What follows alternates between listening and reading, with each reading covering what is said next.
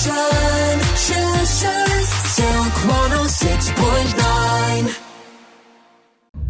So, Chester 106.9 live at Rewind Festival, Sunday afternoon, I think we're in now, and I am joined by an 80s legend, John Parr. John, how are you, mate? I'm here, man. Yeah, good to be here. You're fantastic. Now, I've got to ask you, I've read somewhere, and tell me if I'm wrong, because sometimes the internet lies. Are you originally from Worksop? I am. I escaped, though. I did escape. I am from Mansfield. No. 10 minutes, I've literally read So it we're 5 Nottinghamshire minutes ago. boys. We're Notts boys. I am, hey? What a way to start a Sunday. Hey, Two Robin Notts Hood. boys. Robin Bit Hood. of Robin Hood. Yeah, man. So, how long were you in Worksop for then? So, obviously your career's taken you all over. I think until 1980. Right. I lived in Worksop, played the clubs in Worksop, you know, as well, the British Legion there, and the Miners' Welfare. Started when I was 12 with the Miners' Welfare at Worksop. And then, of course, Clubland in those days, in the kind of 70s, was big time in South Yorkshire and everything. So play all that area for maybe 20 years. It's amazing because, you know, when I'm talking to a celebrity, a pop icon, that I play your music, I've listened to your music, and then you live around the corner. It's like, this is just weird. Yeah, I mean, yeah, like you say, from that area, there's not many of us that kind of, you know, I mean, I had a lovely time there. It's a great town. I mean, there used to be 3 cinemas in that town when I was a little boy, you know. It was one, you know, it was great. And, but there's a big world out there, isn't there?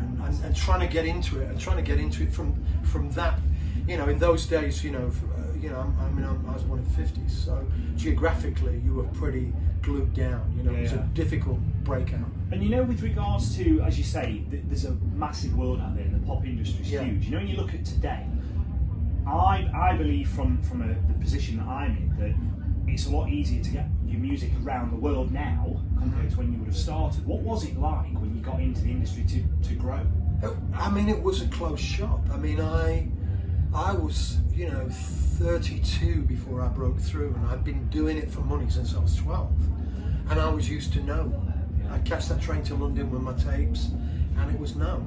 And within a year, I couldn't get through past the reception in a record company, and within a year, Meatloaf had heard my stuff, and suddenly I'm in the executive suite with the managing director of Phonogram or whatever, or Atlantic Records. Life changed that fast for me, but I think I was ready, because you know what it's like. I think if you can entertain people in those northern clubs, the standard was very high. So I think that I was well ready, but I just wanted a chance. I think there's lots of people like that. It's how many no's are you prepared to take before you? And it is, I think, like you say, getting through now. It's more accessible to people to get their music and their art out there. Do you think it's the internet? I think the internet, you know, it's been a double-edged sword for me. I mean, obviously financially for artists with all the streaming and everything, cut the income side of it. But the other side, for an artist like me that's not very well known other than in America, Japan, or whatever, with my material, it's like today, I'll go on here today, I'll play 3 songs. The audience will really know one. They may know the running man from the Schwarzenegger movie, but it's a tough one for me. But the internet suddenly allows people to check me out really quickly. Your station, Silk 106.